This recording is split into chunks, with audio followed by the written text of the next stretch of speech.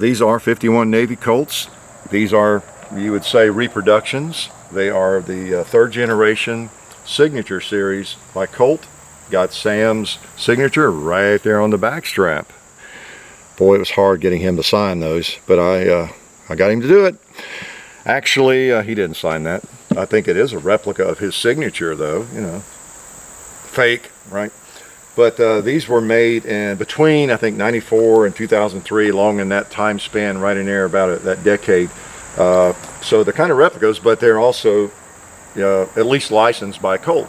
So they are what I would call Colt revolvers, and we'll talk about that. But they're the replicas of the newer versions of the 51 Navy Colt, which was and is a classic. Let's take a couple of shots with one. I almost don't need my ears, or at least the ear plugs. I probably need my ears. All right, this is the later serial number one, and I know that it shoots a little bit high. And since these were used against a lot of desperados, we've got a desperado out here, and he's not even wearing a black hat, is he? Let's see if we can pop him. All right, not bad. Let's put another one on him. Right in the nose, maybe. I don't know. He kept his hat on, though. Let's just see if we can pop a 2-liter. Woohoo! Oh my gosh, all the way back to the shooting table. Smart Aleck, just for that. Yeah, we'll make sure you're a goner. Oh, I missed. I can't afford to miss because I just have 6 shots. And I am loading 6 in these. Normally you'd load 5. These actually have a place between the chambers where you can let the hammer down and it locks in there. Okay, so it's not resting on a cap. Okay, so some of them don't have that, some of the replicas, and I'm not even sure about all the originals, but these do have that. So in the interest of getting more shots in, and we're at the range, we're going to go ahead and load 6 when we load. All right, now look at those caps. They're everywhere. And that was one of the things you have to deal with, as you've seen in our other percussion revolver videos, is the caps clogging up the mechanism. Can happen. So not too bad. There's one right there in the mechanism. I just see, it won't let me get the hammer down. There we go. They got it smashed in there. I just happen to have some tools here, though. I can dig it out. That's what you face when you live in the old West, right? Or even the old East. If it was the 1850s, 1860s. So now she's clear. Okay. So what a beautiful pistol. And we have another one that's loaded too, which we'll shoot. Look at this. I told you that 2-liter. He sprayed all the way back. That is a first. Smart Aleck. We got him 2 hits though, at least. And so yeah, these are the signature series. And they are, oh man, if you want to know more about them, I recommend you read. If you have one or you're thinking about buying one, you see one somewhere. If you love these, you think they're beautiful and you want one, and you start shopping.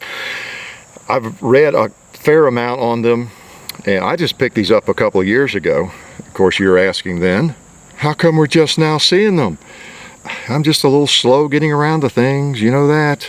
You might have seen them in that video with Destiny a couple of summers ago where I saved her from a zombie. That's the only time I think they've been out, believe it or not, but they are today. So if you're looking at something for something like this, or you just love these, man, they were made, like I said, between I think 93 or 94, 1993, 94, and 2003 in Brooklyn, New York. They're licensed from Colt, and the word is that some of the major components are made by Uberti, the barrels and cylinders probably, and I'm not sure about the frames, but the more you read, the more confused you get.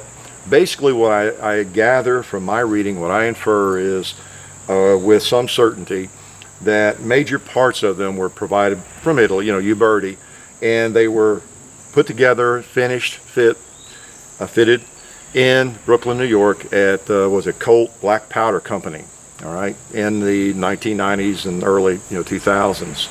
And so, yeah, you could say they're not really Colts, but then in a way they kind of are. It's like I've got a Browning 1886 that was made in Japan, You know, I know parts of your Ford truck might have been made in Mexico, and parts of my cars are made all over. You know, it's just my Harley, my John Deere were made in other places.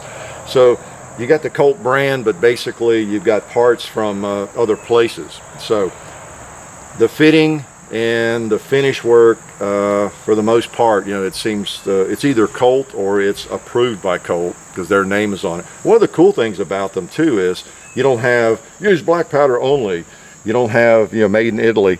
You've got the original Colt markings, you know, on these. So they look pretty much like the original, you know, Colt percussion revolvers, the 1851 Navy Colt.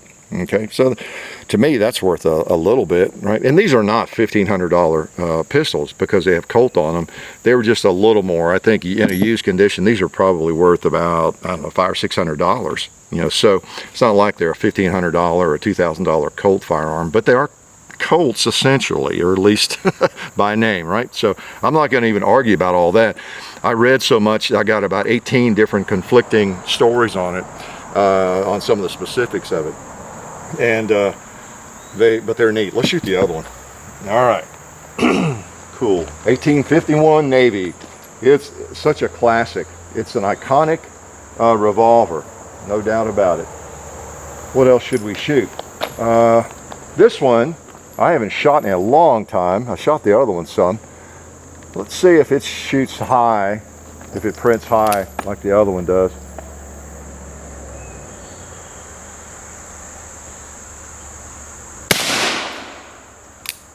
Well, let's see. Okay, a little bit. Let's try the tombstone. Okay, prints a little high. They all tend to do that, I think. Let's try, well, we've got some ammo in it. Let's try the gong. What the heck? I like to hit the gong one time with these things, if possible. I bounced one into it. I don't know where that went. Oh, I got him on the ricochet. Or it just bounced back. We'll take the hit however we got it. You know, sometimes a bullet will bounce off of steel, and then by the time the sound gets back, it gets back to you after you see the hit in the dust, so it can mess with your mind. It looks like a bouncer, and it wasn't necessarily, but either way, we got a ring out of it.